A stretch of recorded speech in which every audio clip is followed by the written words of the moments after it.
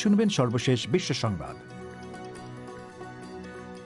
আপনারা বিবিসি শুনছেন ঢাকায় FM 100,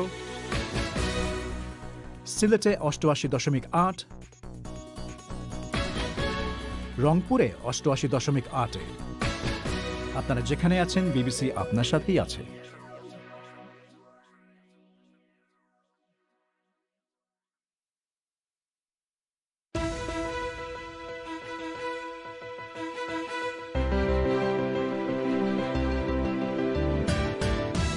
বাংলাদেশে নির্বাচন কমিশনের বিরুদ্ধে দুর্নীতির অভিযোগ তুলে বিচারের জন্য প্রেসিডেন্টের কাছে আবারও চিঠি। নির্বাচন কমিশন যে নির্বাচন করছে তথাকথিত, ফলে দেশ তো রসাতলে যাচ্ছে, দেশে গণতন্ত্র উঠে যাচ্ছে, আইনের শাসন উঠে যাচ্ছে। আমাদের সব প্রতিষ্ঠানের মধ্যে সুপ্রিম কোর্ট, নির্বাচন কমিশন, এই দুইটাই হলো সবচেয়ে গুরুত্বপূর্ণ। চিঠিতে সই করা ৪২ জনের একজন। মানব পাচারের দায়ে কুয়েতে দণ্ডিত বাংলাদেশি এমপির সদস্য পদ কি থাকবে, এ নিয়ে সংসদ এখনো চুপ। ভারতে কৃষক আন্দোলন নিয়ে রিপোর্ট এবং টুইট করার জন্য বেশ কজন শীর্ষ সাংবাদিকের বিরুদ্ধে এফআইআর, 2 জনকে গ্রেপ্তার। শুনবেন সারা বিশ্বের সর্বশেষ গুরুত্বপূর্ণ খবর। এসব নিয়ে শুরু হচ্ছে বিবিসি বাংলার আজকের প্রবাহ।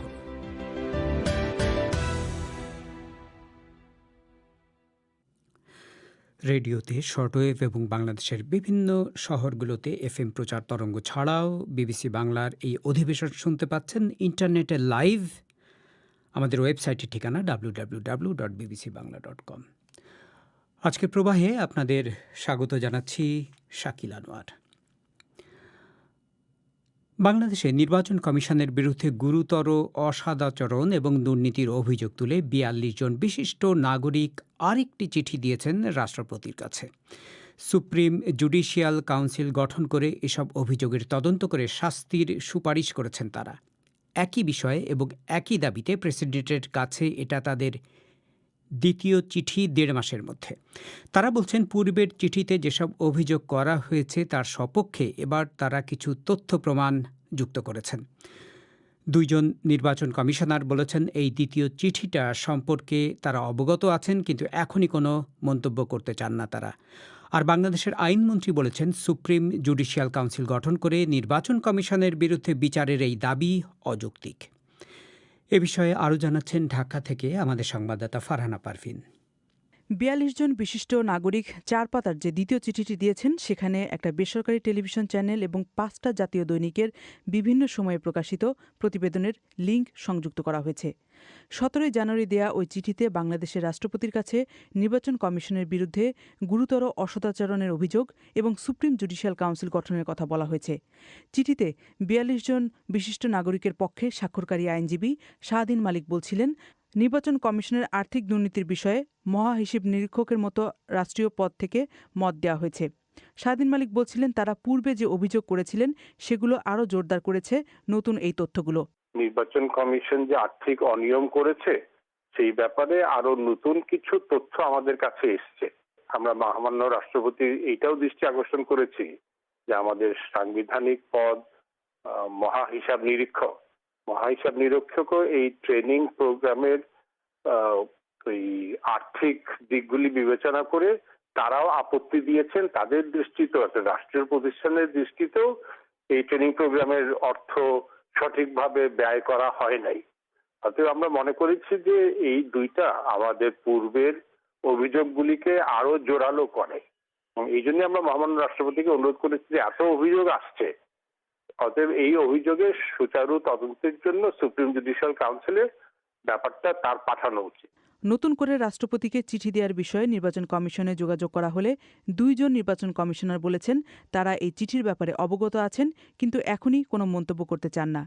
এর আগে গত বছর 14 ডিসেম্বর এই ৪২ জন নাগরিক সুপ্রিম জুডিশিয়াল কাউন্সিল গঠন করে বর্তমান নির্বাচন কমিশনের বিরুদ্ধে গণমাধ্যমে প্রচারিত আর্থিক অনিয়ম, দুর্নীতি ও অর্থ সংশ্লিষ্ট গুরুতর অসদাচরণ এবং নির্বাচন সংশ্লিষ্ট অনিয়ম ও অন্যান্য গুরুতর অসদাচরণের অভিযোগের তদন্ত করে ব্যবস্থা নিতে রাষ্ট্রপতি মোহাম্মদ আব্দুল হামিদকে একটি চিঠি দিয়েছিলেন। সে সময় প্রধান নির্বাচন কমিশনার KM নুরুল হুদা এক সংবাদ সম্মেলন করে ওই অভিযোগগুলো প্রত্যাখ্যান করেন। এদিকে বাংলাদেশের আইনমন্ত্রী আনিসুল হক বলছিলেন, যেখানে দেশের সুপ্রিম জুডিশিয়াল কাউন্সিলের কোনো অস্তিত্ব নেই, সেখানে তাদের এই দাবি অযৌক্তিক। ওনারা তো এ দেশেরই নাগরিক, তো ওনারা এই দেশের আইন সম্বন্ধে জানবেন, এটাই স্বাভাবিক। আর আইন না জানাটা কোনো ডিফেন্স না, সেটাও প্রচলিত। তো সেই ক্ষেত্রে আমি বলবো তারা যে সুপ্রিম জুডিশিয়াল কাউন্সিলের কথা বলেছেন, যেটা এখন এক্সিস্ট করে না, কারণ এটা নিয়ে আমরা আপিল বিভাগে এটা নিয়ে একটা মামলা পর্যন্ত আছে। তো সেই ক্ষেত্রে ওনাদের দাবিটা কতটা যৌক্তিক এটা বোধহয় আমার বলে দিতে হবে না। বাংলাদেশে এমন কিছু প্রতিষ্ঠান রয়েছে যাদের বিরুদ্ধে নানা সময়ে আলোচনা সমালোচনা হয়, কিন্তু নির্বাচন কমিশনের বিরুদ্ধেই কেন বারবার চিঠি দিচ্ছেন এই ৪২ জন নাগরিক? এই প্রশ্নে আইনজীবী শাহদিন মালিক। দুদক যদি ঠিকমতো কাজ না করে, জবাবদিহি ব্যবস্থা যদি থাকে, গণতন্ত্র থাকে, নির্বাচন থাকে, তাহলে দেশের একটা সাংবিধানিক শাসন, আইনের শাসন বহাল থাকে। জাতীয় মানবাধিকার কমিশন ঠিকমতো কাজ না করলেও ক্ষতি হবে, কিন্তু দেশটা তো রসাতলে যাবে না। কিন্তু নির্বাচন কমিশন যে নির্বাচন করছে তথাকথিত, ফলে দেশ তো রসাতলে যাচ্ছে, দেশে গণতন্ত্র উঠে যাচ্ছে, আইনের শাসন উঠে যাচ্ছে। আমাদের সব প্রতিষ্ঠানের মধ্যে সুপ্রিম কোর্ট, নির্বাচন কমিশন, এই দুইটাই হলো সবচেয়ে গুরুত্বপূর্ণ, এবং আমরা তো সবচেয়ে আগে চাইবো যে এই দুইটা প্রতিষ্ঠান কাজ করুক। এই দুইটা প্রতিষ্ঠান যেহেতু দেশের জন্য সবচেয়ে গুরুত্বপূর্ণ, এই জন্য আমরা এদের দিকে বেশি নজর রাখছি। চিঠির সঙ্গে নির্বাচন কমিশনের প্রশিক্ষণের জন্য বরাদ্দ করা অর্থ সম্পর্কিত অনিয়ম ও দুর্নীতির অভিযোগ নিয়ে বেসরকারি টিভি বৈশাখী টেলিভিশনের ৭ পর্বের একটি ধারাবাহিক প্রতিবেদনের কপি সংযোজন করা হয়। আরও সংযোজন করা হয় একই বিষয়ে মহা হিসাব নিরীক্ষক ও নিয়ন্ত্রকের দপ্তর কর্তৃক উত্থাপিত অডিট আপত্তি নিয়ে গণমাধ্যমে প্রকাশিত কয়েকটি প্রতিবেদনের কপি। ফারহানা পারভিন। বাংলাদেশের সংসদ সদস্য কাজী শহীদ ইসলাম পাপলু মানব পাচারের দায়ে কুয়েতের একটি আদালতে সাজাপ্রাপ্ত হওয়ার পর তার এমপি পদ থাকবে কিনা তা নিয়ে দেশের ভিতর এখন ব্যাপক আলোচনা বিতর্ক চলছে। তবে তার সাজা ঘোষণার পর আজ সংসদের প্রথম অধিবেশন বসলেও এ নিয়ে সেখানে কোনো আলোচনা হয়নি। এ সম্পর্কে বিস্তারিত শুনবেন অনুষ্ঠানের কিছুক্ষণ পর। তার আগে ভারতে কৃষক আন্দোলন এবং সেই সূত্রে সাংবাদিকদের বিরুদ্ধে মামলা মোকদ্দমার খবর।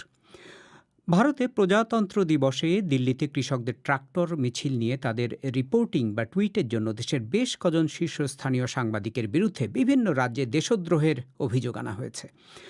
রাজদীপ সরদেসাই, মৃণাল পাণ্ডে, জাফর আগার মতো সুপরিচিত সাংবাদিক ছাড়াও কংগ্রেস নেতা শশী থারুরও এই অভিযুক্তদের মধ্যে রয়েছেন, এবং মধ্যপ্রদেশ এবং উত্তরপ্রদেশের পর এবার দিল্লির পুলিশও তাদের বিরুদ্ধে এফআইআর বা অভিযোগ দায়ের করেছে।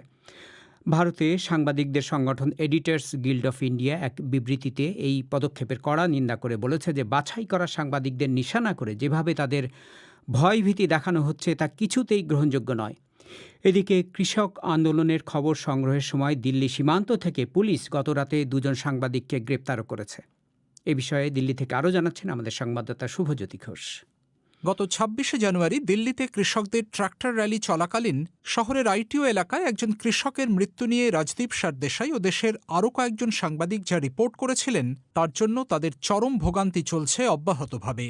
রাজদীপ সেদিন টুইট করেন, প্রত্যক্ষদর্শীরা তাকে বলেছেন পুলিশের গুলিতেই ওই কৃষকের মৃত্যু হয়েছে, কিন্তু পরে জানা যায় আসলে ট্রাক্টর উল্টে এক দুর্ঘটনায় ওই ব্যক্তি মারা গিয়েছিলেন, এবং কয়েক ঘণ্টার মধ্যে রাজদীপ সেই টুইট মুছে দিলেও এর জন্য দেশের বিভিন্ন রাজ্যের পুলিশ তার বিরুদ্ধে দেশদ্রোহের মামলা রুজু করেছে।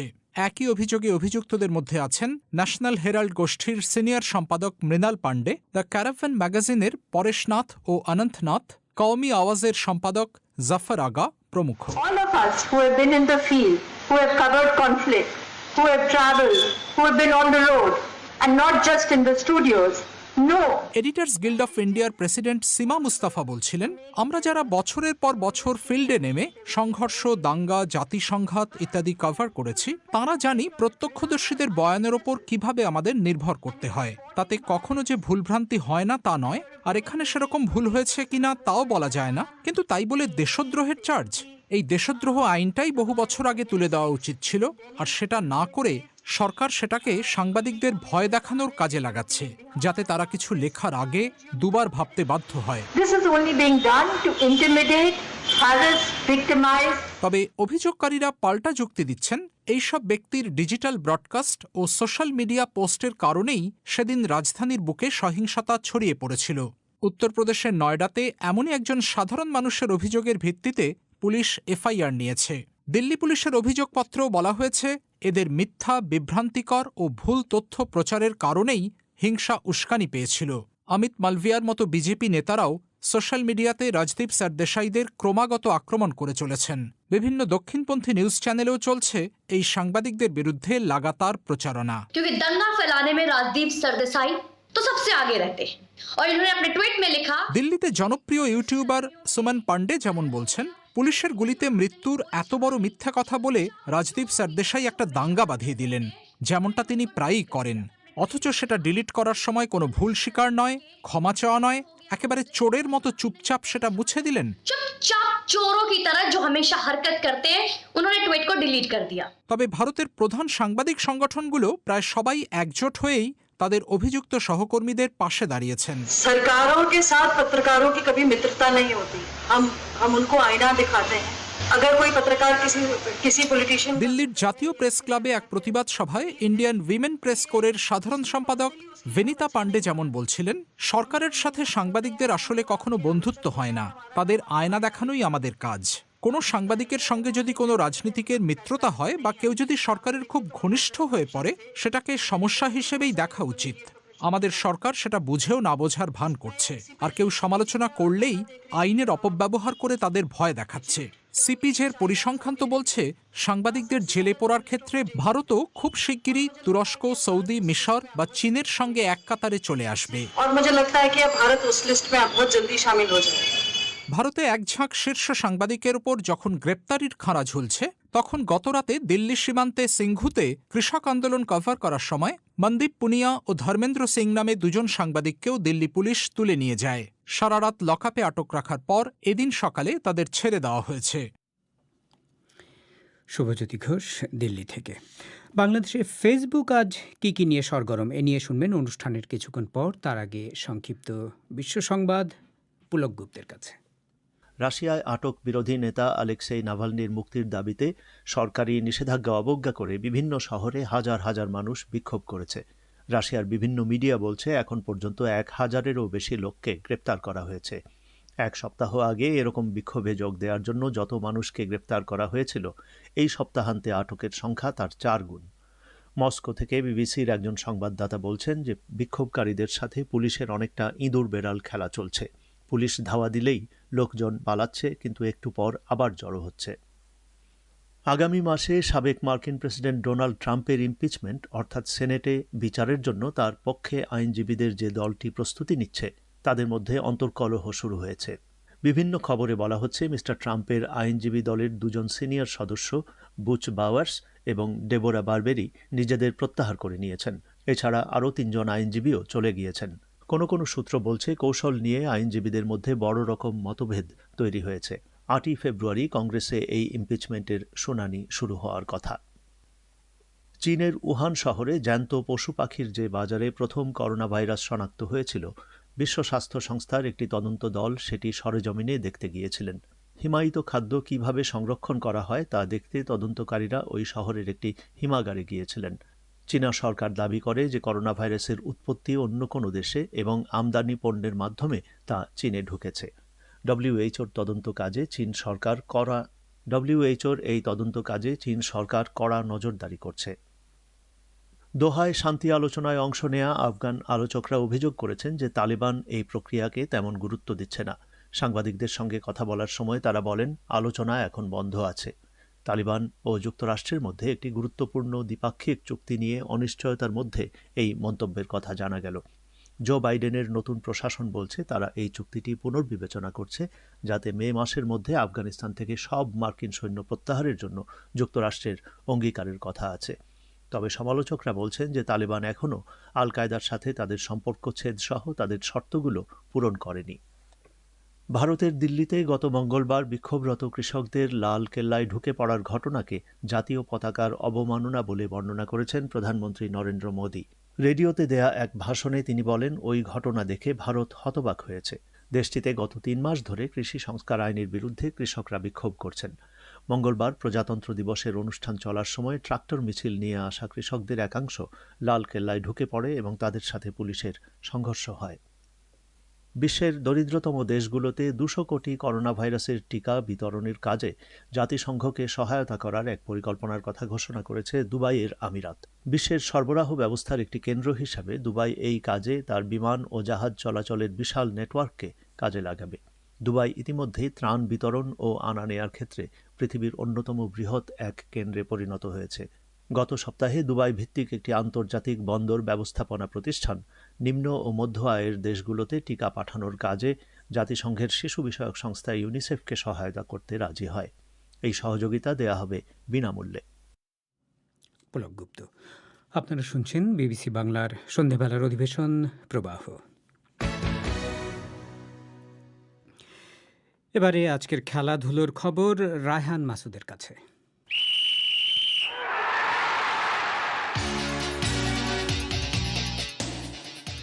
খেলার খবর পড়ছি রায়হান মাসুদ। মানবতা ও সামাজিক যোগাযোগ মাধ্যম জঘন্য অবস্থায় আছে বলে একটি টুইট করেছেন ম্যানচেস্টার ইউনাইটেডের স্ট্রাইকার মার্কাস রাশফোর্ড। তিনি লেখেন, তিনি কালো এবং তিনি প্রতিদিন এই পরিচয় নিয়ে গর্বের সাথে বাঁচেন। গত বুধবার শেফিল্ড ইউনাইটেডের সাথে হারের পর এক্সেল টুনাজেবে, অ্যান্থনি মার্শিয়াল ও মার্কাস রাশফোর্ডের সামাজিক যোগাযোগ মাধ্যমে বর্ণবাদী নানা মন্তব্য করে ফুটবল দর্শকরা। সোমবার যুক্তরাজ্য সরকার বর্তমান ও সাবেক ফুটবলারদের একটি আলোচনা টেবিলে বসেন। সেখানে বৈষম্য ও বর্ণবাদ ঠেকাতে নিজেদের অভিমত ব্যক্ত করেন নিজ নিজ জায়গা থেকে। মার্কাস রাশফোর্ড ফুটবল মাঠের বাইরেও যুক্তরাজ্যে স্কুলে শিশুদের জন্য বিনামূল্যে খাবারের ক্যাম্পেইনের জন্য বেশ বিখ্যাত। তিনি এজন্য প্রশংসা কুড়িয়েছেন। এছাড়া ব্রিটিশ রাজপরিবারের MBE অ্যাওয়ার্ড পেয়েছেন। আর্সেনালের সাথে গতরাতে একটি গোলশূন্য ড্র করেছে ম্যান ইউনাইটেড। বাংলাদেশের ক্রিকেটারদের নিয়ে গঠিত বিসিবি একাদশ ও ওয়েস্ট ইন্ডিজ একাদশের মধ্যকার 3 দিনের একটি প্রস্তুতি ম্যাচ ড্র হয়েছে আজ। ওয়েস্ট ইন্ডিজ একাদশ প্রথম ইনিংসে 257 এবং দ্বিতীয় ইনিংসে 291 রান তোলেন। তাদের ব্যাটসম্যানরা দীর্ঘ সময় উইকেটে থাকার অনুশীলন করেছেন। বিসিবি একাদশ প্রথম ইনিংসে 160 রানে গুটিয়ে যায়। কোনো ব্যাটসম্যানই 50 করতে পারেননি 2 ইনিংস ব্যাট করেও। ওদিকে সিলেটে বাংলাদেশের নারী ক্রিকেট দল একটি প্রস্তুতি ক্যাম্প সম্পন্ন করেছে। বাংলাদেশের সাবেক অধিনায়ক জাহানারা আলম বলেন, তারা দ্রুত আন্তর্জাতিক ক্রিকেটে ফিরতে চান। অবশ্যই মুখিয়ে আছি, কারণ এন্ড অফ দ্য ডে আন্তর্জাতিক ক্রিকেটটাই কিন্তু আমাদের কাছে মেইন পার্ট। আমরা দেশের জন্য রিপ্রেজেন্ট করি, দেশের জন্য খেলি। সো আমার বিশ্বাস যে এখান থেকে যে প্রিপারেশন নিয়ে আমরা স্টেপ বাই স্টেপ এগিয়ে যাচ্ছি এবং সামনে যে টুর্নামেন্টগুলো আছে অবশ্যই খুব ইম্পর্ট্যান্ট আমাদের জন্য, বাংলাদেশ ওমেন্স টিমের জন্য, এবং আমরা চেষ্টা করব যে ওই টুর্নামেন্টগুলোয় ভালোভাবে জয় আনার জন্য। শহীদ আফ্রিদি ঘোষণা দিয়েছেন আরও 1-2 বছর নানা দেশের লিগে খেলা চালিয়ে যেতে চান তিনি। উপমহাদেশের ক্রিকেটের অন্যতম তারকা ক্রিকেটার, এখন আনুষ্ঠানিকভাবে প্রায় 41 বছর বয়সী। এখন তিনি আবুধাবি T10-এ খেলছেন। সেখানে একটি ম্যাচে ম্যাচ সেরাও হয়েছেন তিনি। ওদিকে কোভিড-19 থেকে সেরে উঠেছেন ইংল্যান্ডের ক্রিকেটার মঈন আলী। টেস্টের 200তম উইকেট পাওয়ার দ্বার প্রান্তে দাঁড়িয়ে তিনি। 2019 অ্যাশেজের পর তার ইংল্যান্ডের হয়ে খেলার আর সুযোগ হয়নি। শ্রীলঙ্কায় কোনো টেস্টেই মাঠে নামতে পারেননি মঈন আলী। 33 বছর বয়সী এই অলরাউন্ডার বলেন, আমি কখনোই চাইব না কারো কখনো কোভিড হোক। তিনি বলেন, 14 দিন হোটেল রুমে বন্দি থাকা খুবই কঠিন ছিল। বিশেষত শেষ 4 দিন তিনি সুস্থ বোধ করছিলেন। তবুও তাকে হোটেল রুমেই থাকতে হয়েছে নিয়ম মানার জন্য। আজ রাতে ইউরোপিয়ান ফুটবলে বেশ কয়েকটি ম্যাচ রয়েছে। লা লিগায় মুখোমুখি হবে কাদিজ ও অ্যাথলেটিকো মাদ্রিদ। বাংলাদেশ সময় রাত 2টায় মুখোমুখি হবে বার্সেলোনা ও অ্যাথলেটিক বিলবাও। ইংলিশ প্রিমিয়ার লিগে লেস্টার সিটি ও লিডস ইউনাইটেডের ম্যাচ আছে বাংলাদেশ সময় রাত 8টায়। 10:30 ওয়েস্ট হ্যাম ইউনাইটেড ও লিভারপুল মুখোমুখি হবে। বাংলাদেশ সময় রাত 1:15 ব্রাইটন ও টটেনহাম হটস্পার মুখোমুখি হবে। রায়হান মাসুদ। আপনি কি শর্টওয়েভ রেডিওতে বিবিসির ইংরেজি অনুষ্ঠান শোনেন? অনুষ্ঠান কি পরিষ্কার শুনতে পান? যদি না পান তাহলে সমস্যাটা একটু বুঝিয়ে বলবেন। এখানে কি অন্য একটি স্টেশনে অনুষ্ঠান চলে আসছিল, নাকি যান্ত্রিক কোনো গোলযোগের শব্দ শোনা যাচ্ছিল? আপনি কোন এলাকা থেকে শুনছেন, কয়টার সময় এবং শর্টওয়েভের কোন তরঙ্গে শুনছিলেন? এসব জানিয়ে আমাদের কাছে এই ঠিকানায় লিখুন, worldservice.letters@bbc.co.uk। আবার বলছি, শর্টওয়েভে বিবিসির ইংরেজি অনুষ্ঠান শুনতে কোনো অসুবিধা হলে বিস্তারিত জানিয়ে এই ঠিকানায় লিখুন, worldservice.letters@bbc.co.uk। আপনারা শুনছেন বিবিসি বাংলার সন্ধ্যাবেলার অধিবেশন প্রবাহ।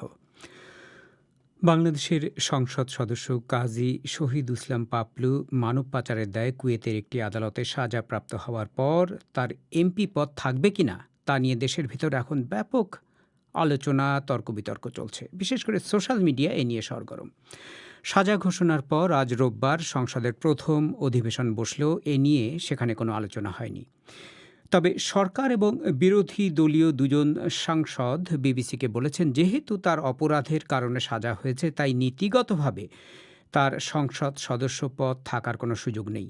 আর একজন আইন বিশেষজ্ঞ বলেছেন যে দেশে বা দেশের বাইরে যেখানেই সাজা হোক না কেন, বিষয়টি আমলে নিয়ে ব্যবস্থা নেওয়ার বিধান রয়েছে সংসদের এবং সেটা শিগগিরই করা উচিত। এ বিষয়ে বিস্তারিত জানাচ্ছেন ঢাকা থেকে আমাদের সংবাদদাতা মুন্নি আক্তার।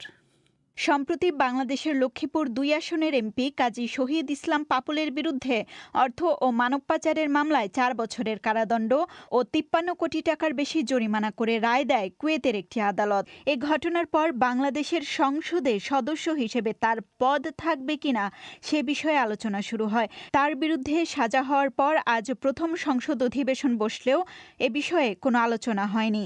সংসদীয় স্থায়ী কমিটির সভাপতি এবং আওয়ামী লীগের সাংসদ আব্দুল মতিন খসরু বলেন, আইন অনুযায়ী দেশ কিংবা দেশের বাইরে কোনো সাংসদের বিরুদ্ধে সাজার রায় হলে তার নির্বাচনে অংশ নেওয়ার যোগ্যতা থাকে না। একই কারণে সাংসদ পদে থাকারও যোগ্যতা থাকে না তার।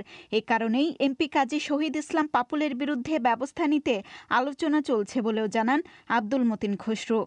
দেশে হোক বিদেশে হোক, convicted person is convicted person by the court of law, সে দেশে আদালতে হয়েছে। এখন পার্লামেন্টে উনি কনভিক্টেড হয়েছেন, উনি সংসদে আসার সুযোগ নাই। যদি উনি সিলেক্ট কোর্ট থেকে জামিন পান তাহলে অন্য কথা, এমনি ভাবে তার কোনো সুযোগ। তিনি কোন আইনের দ্বারা বা অধীন অনুরূপ নির্বাচনের জন্য অযোগ্য ঘোষিত হইবে। নির্বাচন যদি না করতে পারেন তাহলে নির্বাচিত হবে হইয়া এমপি থাকার কোনো নৈতিক এখতিয়ার থাকে।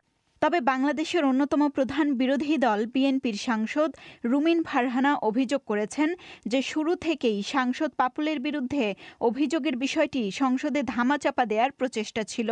তবে এখন যেহেতু অভিযোগ প্রমাণিত হয়েছে এবং সাজাও দেয়া হয়েছে, তাই এ বিষয়ে ব্যবস্থা নেওয়ার আর কোনো বাধা থাকলো না বলে মনে করেন তিনি। তবে তার সাংসদ পদ থাকা না থাকার পুরো বিষয়টি এখনও সংসদের উপরেই নির্ভর করবে বলে জানান রুমিন ফারহানা। এটা তো এখন সংসদের উপরে, সংসদ চাইলে তার বিরুদ্ধে ব্যবস্থা নিতে পারে। যেহেতু আমরা দেখেছি শুরু থেকেই সংসদে সদস্যরা এক ধরনের ডিনায়ালের মধ্যে ছিলেন, এখন তো আসলে ডিনায়ালের মধ্যে থাকবার আর কিছু নেই। এখন সাজা হয়েও গেছে, সবকিছুই প্রমাণিত। প্রসিডিংস এ বলাই আছে যে তার সংসদ সদস্য পদ থেকে অব্যাহতি দিতে হবে তাকে। কিন্তু আমি জানি না যে এই সরকার বা এই সংসদ কি ব্যবস্থা নেবে, কারণ আমরা শুরু থেকে দেখছি যে এই বিষয়টি এক ধরনের ধামাচাপা দেওয়ার চেষ্টা সংসদে আছে। এদিকে স্থানীয় সংবাদ মাধ্যমগুলোর তথ্য অনুযায়ী দুপুরে ঢাকায় এক অনুষ্ঠানে পররাষ্ট্রমন্ত্রী বলেছেন, কুয়েত সরকারের কাছ থেকে আনুষ্ঠানিক কোনো তথ্য না পাওয়ার কারণে সাজাপ্রাপ্ত সাংসদ শহীদ ইসলাম পাপুলের বিরুদ্ধে এখনই ব্যবস্থা নেওয়া যাচ্ছে না। তবে আইন বিশেষজ্ঞরা বলছেন, কোনো সাংসদের বিরুদ্ধে কোনো সাজার রায় হলে সেটি আমলে নিতে আনুষ্ঠানিকভাবে কোনো চিঠি বা আবেদন হওয়াটা বাধ্যতামূলক নয়। গণমাধ্যমের খবরও আমলে নিয়ে কোনো সাংসদের বিরুদ্ধে অভিযোগ উঠলে তা তদন্ত করতে নির্বাচন কমিশনকে নির্দেশ দিতে পারে সংসদের স্পিকার। সুপ্রিম কোর্টের আইনজীবী খুরশিদ আলম খান বলেন, সংবিধান অনুযায়ী কোনো সাংসদের বিরুদ্ধে নৈতিক স্খলনজনিত কারণে 2 বছর বা তার বেশি সাজা হলে তিনি সংসদ সদস্য পদে অযোগ্য হবেন এবং পরবর্তী 5 বছর কোনো নির্বাচনে অংশ নিতে পারবেন না। এ কারণে তার সাংসদ পদ বাতিলের বিষয়ে সংসদের এখনই ব্যবস্থা নেওয়া উচিত বলে মনে করেন আইন বিশেষজ্ঞ মিস্টার খান। আরেকটা প্রভিশন আছে 67(1) খ, সেখানে বলা আছে কনসিকিউটিভ যদি 90 ডেজ অ্যাবসেন্ট থাকে তাহলে সংসদ সদস্য পদ খারিজ হয়ে যাবে। সেখানে যদি নাও হয়, সংসদ সচিবালয় যখন জানতে পারলো, স্পিকারের জুডিশিয়াল নলেজে আসলো, তখন ওনারা সুমোটো মোশন নিতে পারেন। পার্লামেন্টের প্রসিডিংস এর মধ্যে স্পিকারের ওনার এটা ক্ষমতা আছে। উনি যে সাজাপ্রাপ্ত, এটা তো আর কোনো সন্দেহ নাই, এটা তো একদম পরিষ্কার। আমাদের সংসদের উচিত ওটাকে কগনিজেন্সে নিয়ে ওনার সদস্য পদ এখনই খারিজ করে দেওয়ার জন্য নির্বাচন কমিশনকে একটা ডিরেকশন দিয়ে ওনার পদটা যেন শূন্য করে। গত বছরের 6 জুন কুয়েতে নিজের বাসা থেকে গ্রেপ্তার করা হয় এমপি কাজী শহীদ ইসলাম পাপুলকে। মুন্নি আক্তার, ঢাকা থেকে। বাংলাদেশে ফেসবুক আজ কি নিয়ে সরগরম? মানুষজন আজ প্রধানত কি বিষয় নিয়ে সোশ্যাল মিডিয়ার সবচেয়ে জনপ্রিয় এই প্ল্যাটফর্মে কথাবার্তা বলছেন, তর্ক বিতর্ক করছেন? চলুন এখন তা শোনা যাক আফরোজা নীলা এবং রায়হান মাসুদের কাছে। ধন্যবাদ শাকিল। সোশ্যাল মিডিয়ায় আজ বেশ কয়েকটি বিষয় আলোচনায় আছে, সেগুলো জানিয়ে দিতে হাজির হয়েছি আমি আফরোজা নীলা, সঙ্গে আছি আমি রায়হান মাসুদ। বাংলাদেশের কাছে করোনা ভাইরাসের 5,000 ডোজ ভ্যাকসিন চেয়েছে ইউরোপীয় ইউনিয়নভুক্ত দেশ হাঙ্গেরি। পররাষ্ট্র প্রতিমন্ত্রী শাহরিয়ার আলম জানিয়েছেন এই কথা। আজ জাতীয় সংসদে পররাষ্ট্র প্রতিমন্ত্রী জানান যে হাঙ্গেরি ছাড়াও বলিভিয়াও বাংলাদেশের কাছে ভ্যাকসিন চেয়েছে। আর এই খবরটি বেশ ট্রেন্ড করছে সোশ্যাল মিডিয়ায়, এবং তিনি জাতীয় সংসদে যে বক্তব্য দিয়েছেন সেই ক্লিপটিও কিন্তু বেশ শেয়ার হতে দেখা যাচ্ছে। রায়হান, এই খবরটি শেয়ার করে জয়ন্ত রয় লিখেছেন, বাংলাদেশ নিয়ে আমরা হা হুতাশ রিয়াকশন দেই, কিন্তু আমাদের অনেকে হয়তো এটা জানেন না যে আমরা আফ্রিকায় আমেরিকার কিছু দেশে মেডিসিন এক্সপোর্ট করে থাকি। হয়তো আমরা বিপি, ইউএসপি, জেপির ফর্মুলা ইউজ করি, তবুও প্রোডাক্টটা তো আমাদেরই। সুতরাং আমাদের ফার্মাসিউটিক্যাল সেক্টর নিয়ে গর্ব করা উচিত, নিজের দেশের প্রতিটা বিষয় নিয়ে গর্ব করা উচিত। অন্যদিকে সিনথিকা সিমরানের প্রশ্ন, বাংলাদেশ অন্য দেশ থেকে কিনে এনে আবার আরেক দেশকে কিভাবে দেবে? হাবিবুর রহমান লিখেছেন, যেহেতু এদেশের বহু লোক টিকা নিয়ে বিতর্ক তৈরি করছে, সুতরাং বাইরে বিক্রি করে দেন। জেমস অঞ্জন সরকার বলেছেন, নিজেদের চাহিদা মেটানোর পর টিকা অন্য দেশে দেওয়ার অনুরোধ। এদিকে বাংলাদেশে স্কুল কবে খুলবে এই বিষয়ে নানান আলোচনা দেখা যাচ্ছে সোশ্যাল মিডিয়ায়। এই আলোচনা মূলত গতকাল থেকে আবার শুরু হয়েছে। গতকাল শনিবার প্রধানমন্ত্রী শেখ হাসিনা উচ্চ মাধ্যমিক ও সমমানের পরীক্ষার ফল প্রকাশের পর বলেছিলেন যে আমরা আশা করছি হয়তো আগামী মার্চ মাসটা হয়তো আমরা দেখব, কারণ মার্চেই ব্যাপক হারে করোনা ভাইরাস শুরু হয়েছিল। এটি তার মন্তব্য ছিল, এবং এরপরে অনেকে এই প্রশ্ন করেছেন, প্রধানমন্ত্রী কি স্কুল মার্চেও বন্ধ রাখার ইঙ্গিত দিলেন? এরকম প্রশ্নের পাশাপাশি এটাও দেখা যাচ্ছে যে বিবিসি বাংলার ফেসবুক পাতাতে অনেকে এরকম কমেন্টও করেছেন যে এপ্রিল মাসে রোজা হবে, তাহলে তখন কি হবে? তাহলে কি ঈদের পর শিক্ষা প্রতিষ্ঠান খুলবে? হানজালা বিন রহমান লিখেছেন, দেশে যতক্ষণ পর্যন্ত করোনার বিস্তার পাওয়া যাবে ততক্ষণ পর্যন্ত আমরা শিক্ষা প্রতিষ্ঠানে যেতে ইচ্ছে পোষণ করি না। মোহাম্মদ আবিদুজ্জামান লিখেছেন, স্কুল না খুললে নেই, ইউনিভার্সিটি খুলে দিলেই হয়। এনএম মনিরুল ইসলাম লিখেছেন, দেশের হাজারো ছেলেমেয়ে কোনোদিন আর স্কুল কলেজে যাওয়ার সুযোগ পাবে না, কারণ ইতিমধ্যে অনেক ছেলে পড়ালেখা বাদ দিয়ে বিভিন্ন কাজে ঢুকে পড়েছে, আর মেয়েরা শ্বশুরবাড়ি গিয়ে সংসার শুরু করেছে। আনোয়ারুল ইসলামের মন্তব্য, এই 1 বছরের লেখাপড়ার ক্ষতি 10 বছরেও পুষানো যাবে না। বাংলাদেশের সবকিছু চলছে স্বাভাবিক নিয়মে, শুধু স্কুল কলেজ ছাড়া। অনামিতা রহমান লিখেছেন, শিক্ষা প্রতিষ্ঠান খোলার কোনো প্রয়োজন নেই, সবার একটা স্মার্টফোনের ব্যবস্থা করেন আর কিছু মানসিক হাসপাতাল তৈরি করেন। আর আমি একটা চশমার দোকান দিব, মোবাইল টিপতে টিপতে এই জাতির চোখে ঝাপসা দেখলে আমার চশমার ব্যবসাও ভালো যাবে। অনেকেই নানা ধরনের তুচ্ছ তাচ্ছিল্য বা ব্যঙ্গ করেছেন, আবার অনেকে যুক্তি দিয়ে দুই পক্ষেই কথা বলেছেন। হ্যাঁ, দু ধরনের মন্তব্য দেখা যাচ্ছে, তবে এটা ঠিক এই কনসার্নটা কিন্তু অনেকের মধ্যেই আছে যে শিশু শিক্ষার্থীরা তারা সারাক্ষণ স্ক্রিনের সামনে বসে ক্লাস করছেন, সেটা তাদের চোখের উপরও ব্যাপক প্রভাব ফেলছে। একই সাথে বাসায় থেকে যে মানসিক চাপটা তৈরি হয় সেটাও একদম ঠিক। রায়হান, 2021 সালে স্কুল কবে খুলবে এটি কিন্তু গত এক সপ্তাহে বাংলাদেশের গুগল সার্চেও ট্রেন্ড করছে। এদিকে বাংলাদেশের স্বতন্ত্র সংসদ সদস্য কাজী শহীদ ইসলাম পাপুল আজও ট্রেন্ডিং। অর্থ ও মানব পাচারের মামলায় কুয়েতের একটি আদালত তাকে 4 বছরের কারাদণ্ড দেওয়ার পর থেকে তাকে নিয়ে নানান ধরনের আলোচনা দেখা যাচ্ছে সোশ্যাল মিডিয়ায়। বিশেষ করে আওয়ামী লীগের যুগ্ম সাধারণ সম্পাদক মাহবুবুল আলম হানিফ গতকাল বলেছেন, পাপুল বিএনপি আমলে যে অর্থ আয় করেছিল সেই আয় দিয়েই স্বতন্ত্র প্রার্থী হিসেবে বিবেচিত। তার আয়টা অবৈধ হিসেবে বিবেচনা করা হলে তার দায়ভার বিএনপিকে নিতে হবে। এই মন্তব্য নিয়ে নানান ধরনের প্রতিক্রিয়া জানাচ্ছেন সোশ্যাল মিডিয়া ব্যবহারকারীরা। ঠিক তাই রায়হান, এই নিয়ে IH রুবেল লিখেছেন, পুরো পৃথিবী একটা রঙ্গমঞ্চ, আর এই রঙ্গমঞ্চের হেড অফিস বাংলাদেশ। অন্যদিকে খালিদ সাইফুল্লাহর মন্তব্য, নিজেরা করলে কোনো দোষ নেই, নিজেদের লোক হলে প্রথমে অস্বীকার করে, আসল সত্যি পরে বের হয়ে আসে। আর টিয়া নামের একটি আইডি থেকে লেখা হয়েছে, বিএনপির সময় দুর্নীতি করেছে, আপনাদের আমলে বিচার করতে পারেননি কেন? এ ধরনের নানান মন্তব্য কিন্তু আছে। ওদিকে দিল্লিতে আন্দোলনরত কৃষকদের অবস্থান নেওয়া এলাকায় মোবাইল ইন্টারনেট সংযোগ বিচ্ছিন্ন করে দিয়েছে ভারত সরকার। এই খবরটিও আছে বেশ আলোচনায়। এ নিয়ে আলী আহমদ লিখেছেন, কৃষি উন্নয়ন দেশ ভারত, কৃষকদের পাশে থাকতে হবে মোদিকে। ফিরোজ আলমের মন্তব্য, ভারতকে টুকরো টুকরো করতে যা যা প্রয়োজন তাই তো করছে মনে হচ্ছে। অন্যদিকে মুস্তাফিজ রহমান লিখেছেন, বাংলাদেশ থেকে ভারত এমন একটা শিক্ষা নিয়ে কাজে লাগিয়ে দিল। তো এসবই ছিল সোশ্যাল মিডিয়ায় আলোচিত খবরগুলো নিয়ে আমাদের আজকের আপডেট। ধন্যবাদ সঙ্গে থাকার জন্য। আফরোজানিলা, রায়হান মাসুদ। অধিবেশন শেষ করার আগে খবরের প্রধানাংশগুলো আপনাদের আরেকবার জানিয়ে দিচ্ছি। বাংলাদেশের নির্বাচন কমিশনের বিরুদ্ধে দুর্নীতির অভিযোগ তুলে বিচারের জন্য প্রেসিডেন্টের কাছে আবারও চিঠি পাঠিয়েছেন 42 জন বিশিষ্ট নাগরিক। ভারতে কৃষক আন্দোলন নিয়ে রিপোর্ট এবং টুইট করার জন্য বেশ কজন শীর্ষ সাংবাদিকের বিরুদ্ধে FIR দায়ের করেছে পুলিশ। 2 জনকে গ্রেপ্তার করা হয়েছে। আর রাশিয়ায় আটক বিরোধী নেতা আলেক্সি নাভালনির মুক্তির দাবিতে সরকারি নিষেধাজ্ঞা অবজ্ঞা করে বিভিন্ন শহরে হাজার হাজার মানুষ আজও বিক্ষোভ করেছেন। এরই সাথে শেষ করছি আজকের প্রবাহ। আমাদের পরবর্তী অধিবেশন শুনবেন আজই বাংলাদেশের সময় রাত 10:30, ভারতে 10টায়। শুনবেন আশা করে। আমি শাকিল আনোয়ার এখনকার মতো এখানেই বিদায় চাইছি।